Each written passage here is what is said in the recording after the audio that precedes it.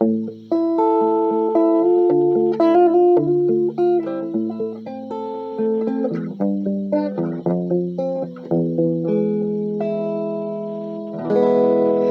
people, it's Mark from Vintage Audio Nagoya, and I got kind of an interesting one going on here. It's kind of an unusual setup, but listen to this. This is a Roland VX-33 with a big massive reverb in it. So here it is with nothing. And then we'll just click this reverb on.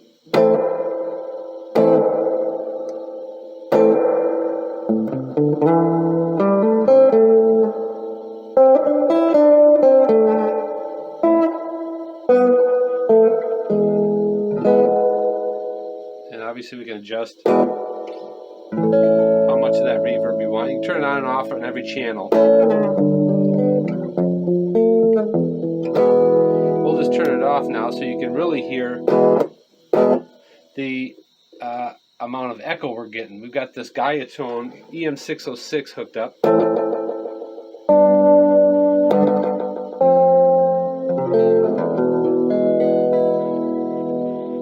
the repeats up a little bit.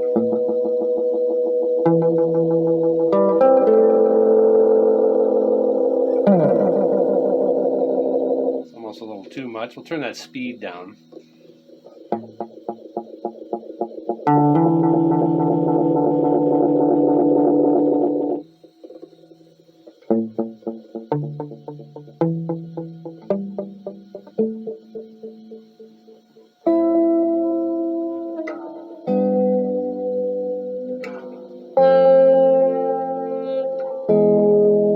And then we can turn that reverb back on.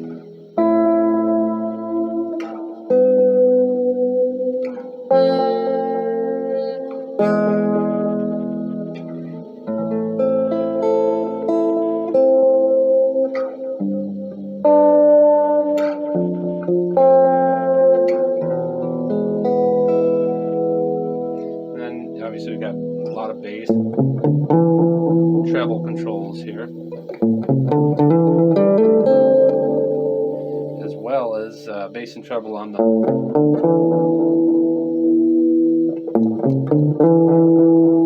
we're overdriving this a little bit. We'll bring that down.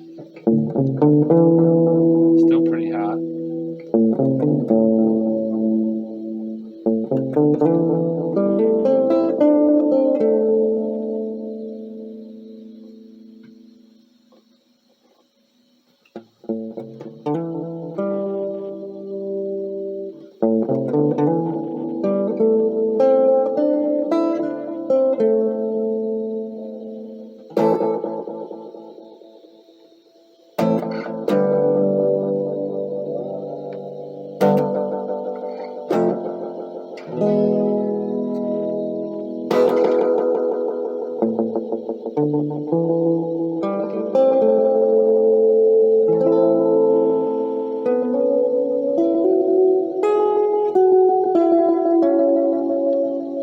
So, really cool setup. I'm really a big fan of these VX-33s. These don't come around very often.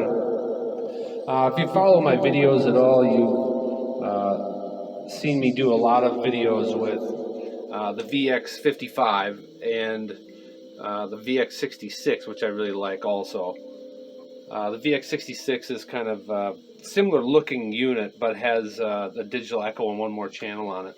Analog digital echo, they call it digital. But so I'm going to come back and show you the back of these and how we're hooked up, and then I'll show you a couple other features of the VX-33. So I'll be right back. One more thing with this EM-606 I just want to talk about is, if you listen,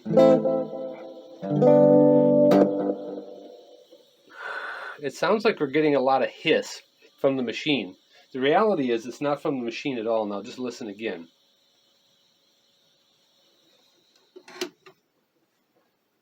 I should say the reality is it is directly from the machine, in that what we're hearing is the mechanical aspect of the tape turning inside of the cartridge. But if you run this into a mixer or into your USB interface, that sound's not going to come through.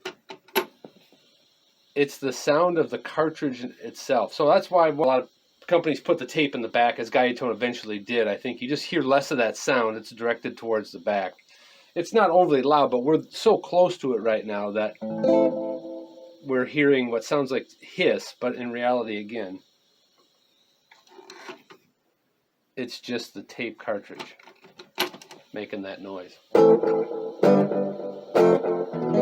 I'm going to flip it around and show you the back.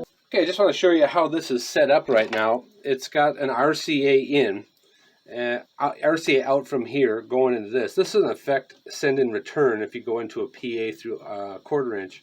This unit uses speakers, speaker wire inputs. Now you can take a 1/4 inch and strip it and run one into each, or there's 1/4 inch to this type of input lead that you can use. But it's kind of an interesting unit in that respect. Everything is typically 1/4 inch plugs on this older stuff.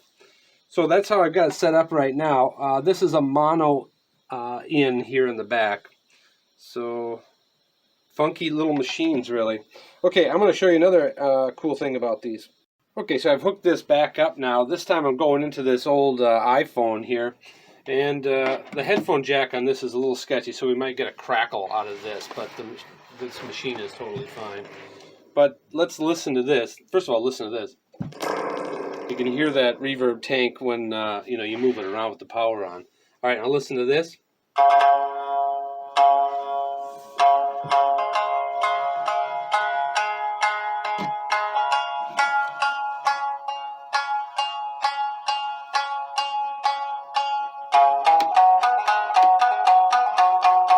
So right now we're going through this channel and we're on auxiliary. So you can add reverb to whatever's going through here and adjust the bass and treble.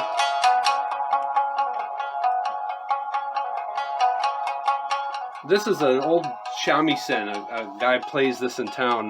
It's kind of an Okinawan instrument. It's all Japan, but mainly Okinawa is where it started from. But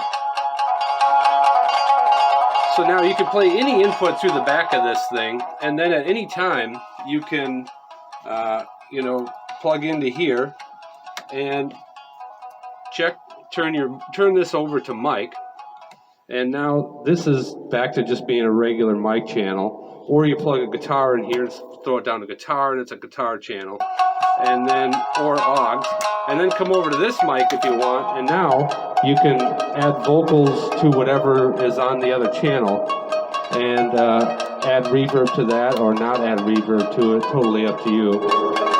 So pretty cool units, I think. There's so many different things you can do with them, and plus they just look good. I mean, look at that thing. It's just gorgeous, isn't it? Holy crap. Look at that. Oh my God. I'm a huge fan of, I haven't watched it in years, but James Rockford growing up, I always thought Rockford was cool. He had that answering machine and the golden Firebird, which, to be honest, I thought the Firebird was a little bit kind of cheesy because there's cooler cars, but the Firebird was cool enough. But anyway, I've always looked at this and thought if James Rockford had a little mixer, it'd probably be something like this. Rockford. Anyway, cool as hell. A lot of different things you can do with it. The reverb sounds terrific in it. Interestingly, this thing has its own Roland reverb tank where everything of this era was using, and maybe this is a little early, but everything was using those made in Wisconsin C&C, I think they are, a C&G company, made in Wisconsin reverb tanks. All the Space Echoes and things like that use that tank, but this is not one of those. It's its own tank. However, it looks as though they just basically copied it. All right, anyway, thanks for checking them out. Check out Vintage Audio Nagoya on Instagram. There's all kinds of pictures of cool vintage oddball stuff. I like the oddball stuff. I'm posting stuff all the time. Take it easy, people.